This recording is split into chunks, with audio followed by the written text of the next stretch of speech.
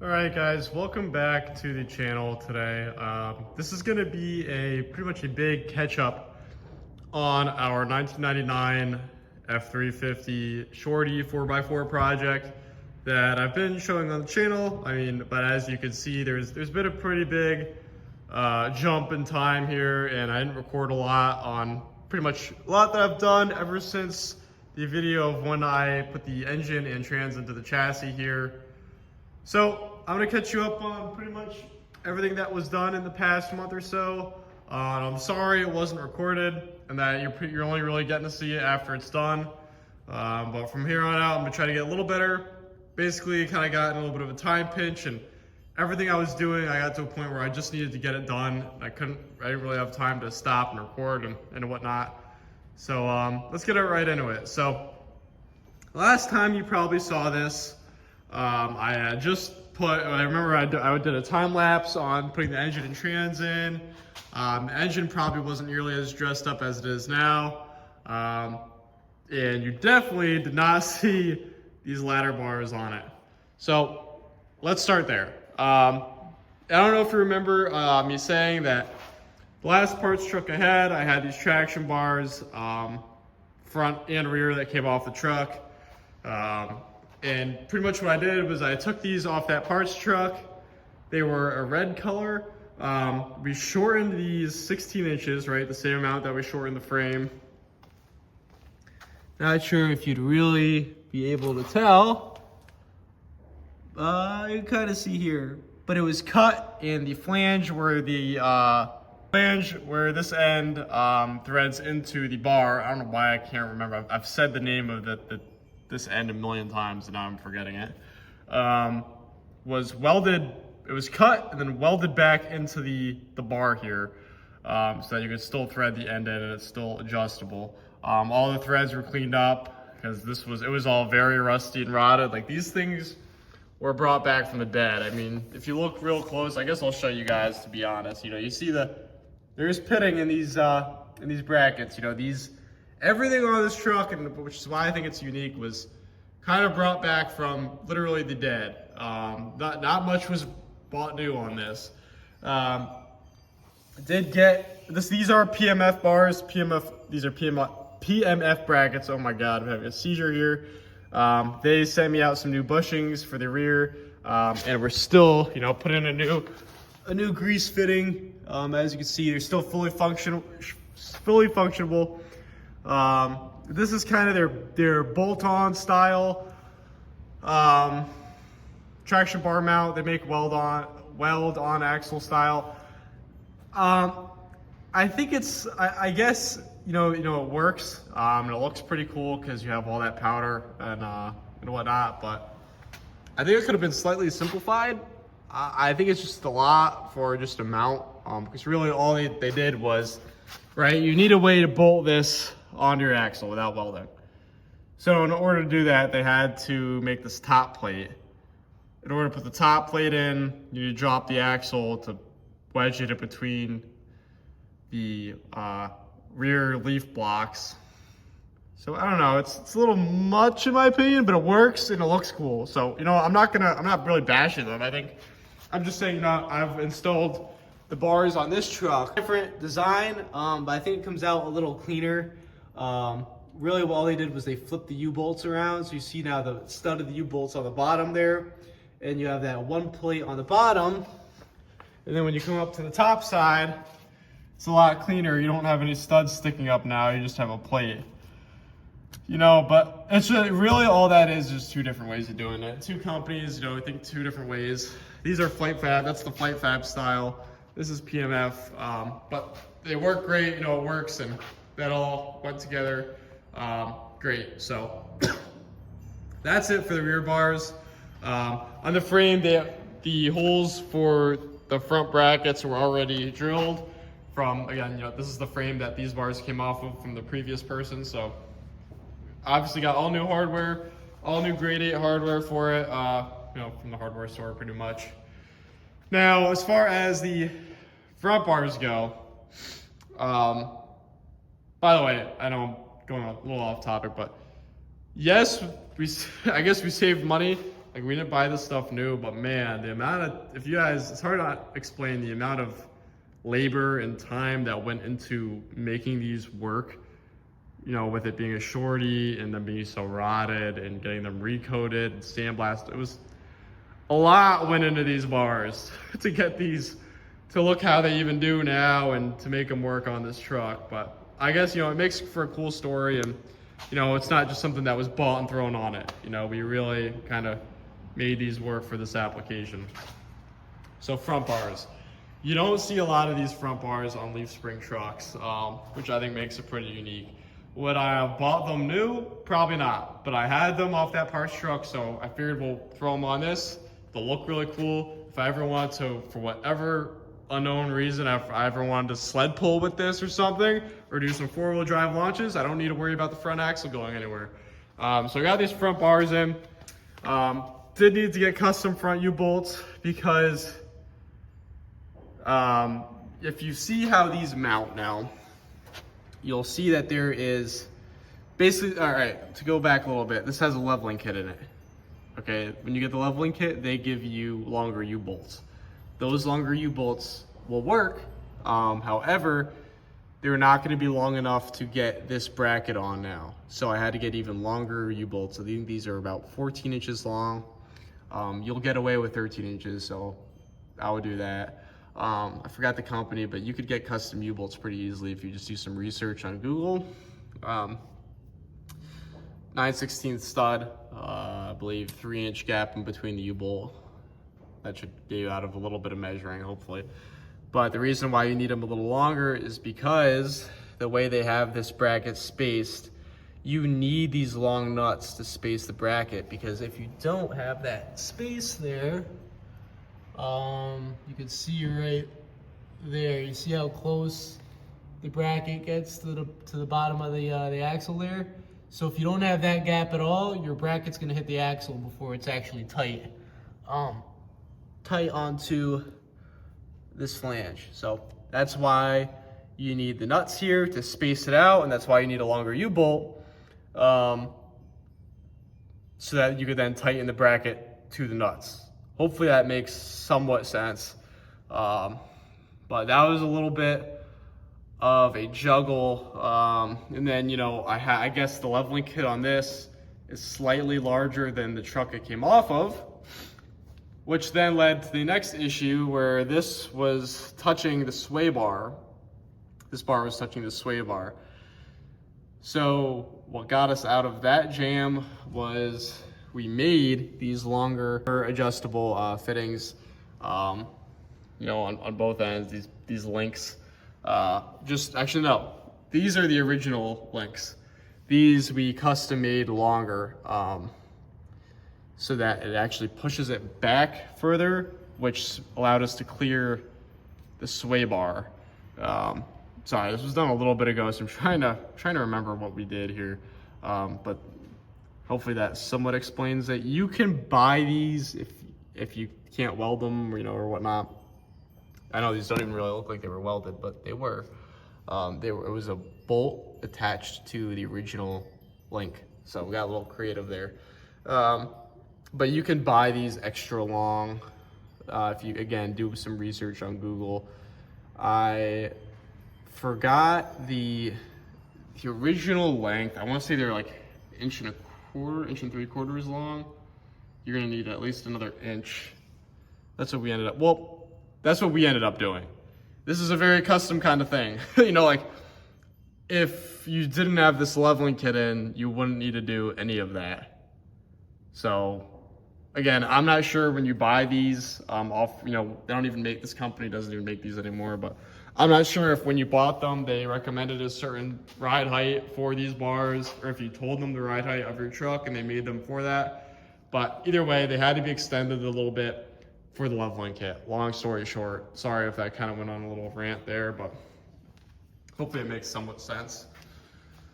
So that's what we had to do for the front bars. They look great in my opinion. Went with the same Illusion Orange powder coat for the bars. And this is, honestly, I gotta go back and see what color these were, but they're kind of a sparkly, they're purple in the dark, and if you shine a light on them, they're blue. So pretty unique. I was gonna do more of like a baby blue with it, but I don't know if I would have liked how that, I just don't think it would have tied in with the truck. And I didn't want to do all orange, so that's how we ended up with that. So while I was at it, got all the brakes on, so I ordered all new rotors, calipers, pads, all new brakes, all new brake hoses. So got those on, not much to say there. I'm sure you guys have done brakes before. And I also got a full steel brake line kit. It's a Dorman kit. Gives you all the steel lines you'll need, and they're stainless for the brake lines, you know, for the hardened brake lines. So that worked out great. So I got all those, got all the brake lines together, brake hoses attached to the lines. That worked out honestly excellent. You know, like the stuff hanging here, you see this goes to your master cylinder. This goes to your ABS module, two things that are mounted on the cab, so that's why they're kind of just hanging like that. But they fit excellent. I mean, look at, like, they're factory bent, or that's what they say when you buy it, but man, they fit really nicely, those Dorman brake lines. So that's what I did there. Again, you know, all new hoses on this side, and then same concept with the traction bars, front and rear here. So hopefully that catches you up on that part. And it definitely matters. It really matters what side of the bar has, you know, you'll see the bars offset. That 100% matters when you install these. Hopefully I don't know if that'll save anybody some time, but yeah, the bar needs to be where it's offset. The bar needs to be facing towards the frame. If that makes it, if you just look at how that is. So figured out, tell you guys that. So next, for the engine, I just buttoned up the regulated return. I don't know if you remember, the lifting eye gets in the way of this fuel line for the regulated return system. So that had to be taken off when we put the engine in. But anyways, I took the lifting eye out, put the steel line for the regulated return back in. That's all buttoned up. The whole fuel system isn't, the whole regulated return and lift pump is done. There's a whole video on the channel for that, of me installing that. Got our new water pump on here. Got our powder coated accessory brackets on. Whole engine wiring harness is on it now. Powder coated dipstick is on. Back pressure tube, I actually just did this, put the back pressure tube on, had to get a new fitting for the new manifolds. It's really, I think it's got, let's say, 1/2 inch pipe or 3/8 inch pipe fitting to JIC adapter to the back pressure tube, which goes to your exhaust back pressure sensor. So that's all in there. Oh my God, I just got bit by a mosquito for the first time this season. That's annoying. Okay. So that's all done. I think I showed you our adjustable track bar that we got. That just makes your life easier when you do leveling kits and whatnot. So that's a new adjustable track bar in. Now,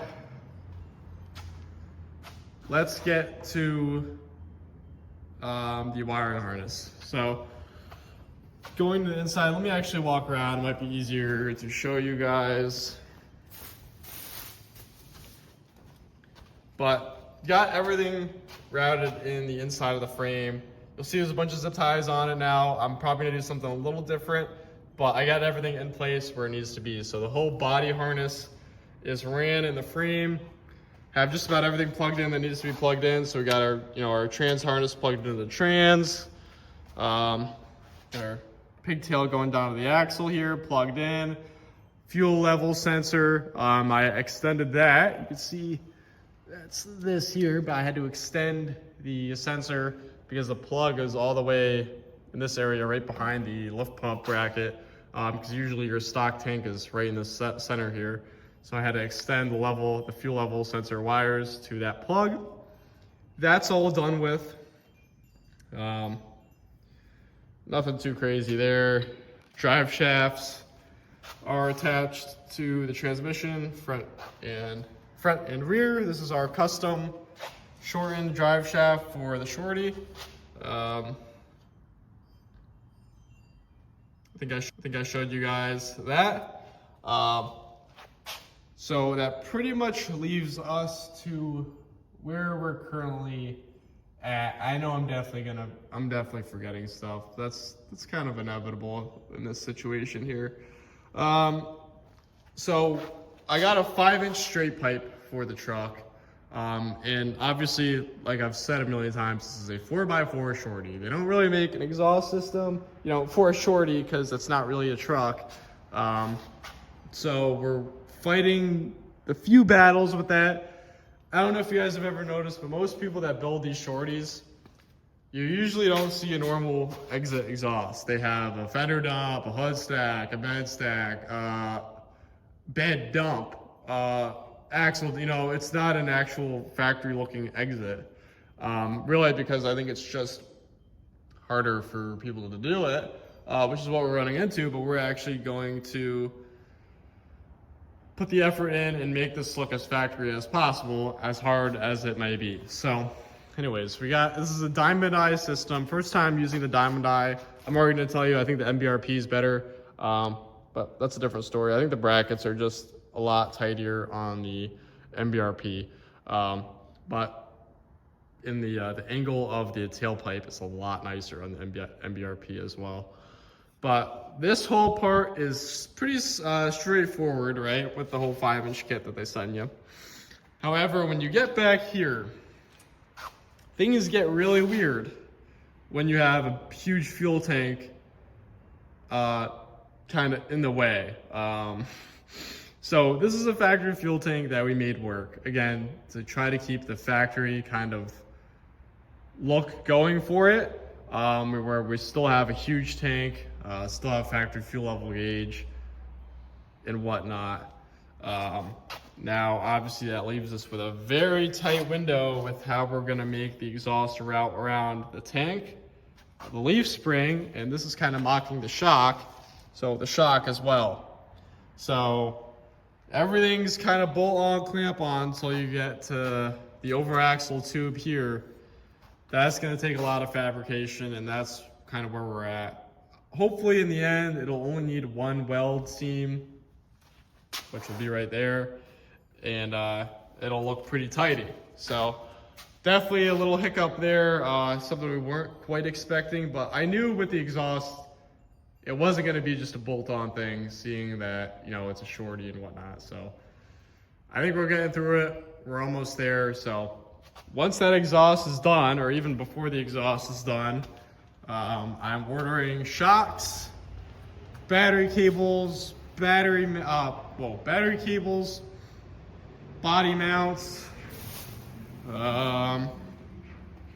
probably forgetting some stuff, but pretty much everything else that I need before the cab goes on. And once I've got all that stuff on and the exhaust is on, we're ready to drop the cab on it, and that's gonna be really exciting. So hopefully I didn't forget anything here, guys. I hope you guys are liking how it's starting to come together and look with the bars on it and everything. I'm so pleased with it, and you know how the engine looks. It's coming out real clean. I can't wait to see this thing on the road some point soon. So let me know if you guys have any questions. I'm sorry for the huge gap in time and the huge gap in what's been done to it. But I'm gonna try to get back to recording it as we're installing stuff, so stay tuned for that. Not sure if I posted the fuel system video yet. If I did, I hope you enjoyed it. If not, watch that. It'll be coming out real soon. It's a full install on how to install an irate full fuel system lift pump to the regulated return. And one last thing, I got the trans lines ran through. That's not a huge deal. I figured I'd get them tight into the trans. That way they're not, you know, the downpipe's not in the way to tighten them and stuff. But yeah, hope you guys enjoyed. Let me know if you have any questions. I'll see you guys in the next video. Thanks for watching.